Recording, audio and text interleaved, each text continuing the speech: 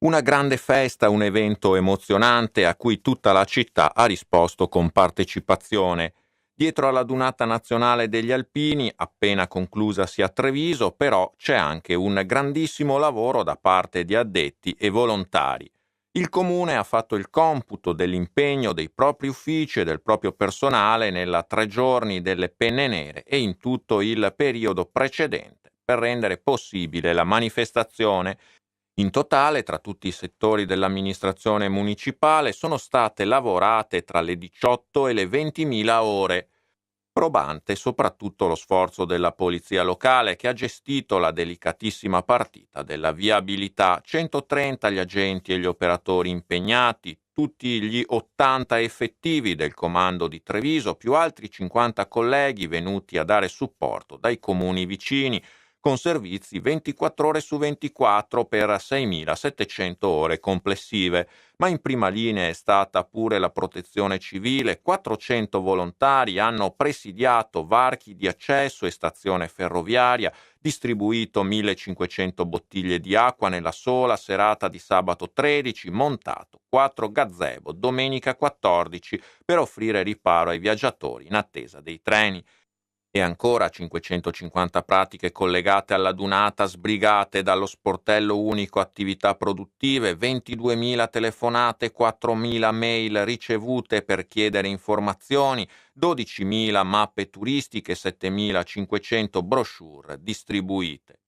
Una mole di lavoro elogiata dal sindaco Giovanni Manildo. Rimane tantissimo, delle emozioni bellissime, ma rimane anche il fatto che si è lavorato in un modo incredibilmente positivo. Devo ringraziare tutto il comune, tutti i settori del comune, i ragazzi della protezione civile dietro di me, la polizia locale, tutti i settori, perché veramente hanno dato il massimo, una donata dei record con dei numeri incredibili e abbiamo toccato i nostri limiti e li abbiamo toccati dimostrando che lavorando con passione, tutti quanti cercando di fare il massimo, una città come Treviso è una città accogliente che riesce a sostenere grandi eventi così. Avevo detto che questa donata era la nostra Olimpiade, l'hanno tutti sostenuta e vissuta in un modo incredibile. 20.000 ore lavorate, generosità, passione, voglia di risolvere i problemi, quindi un'attitudine a risolvere le questioni invece che a crearle, lascia veramente l'orgoglio di essere trevigiani e l'orgoglio di collaborare con delle persone che sanno veramente fare il loro lavoro. Ringrazio anche moltissimo Mom e Contarina perché hanno eseguito il lavoro veramente nel migliore dei modi. Ma la Dunata è stata anche un banco di prova per una Treviso con il centro storico e molte altre aree senza auto. Qualcosa di strano, abbiamo vissuto la nostra città in modo totalmente inconsueto.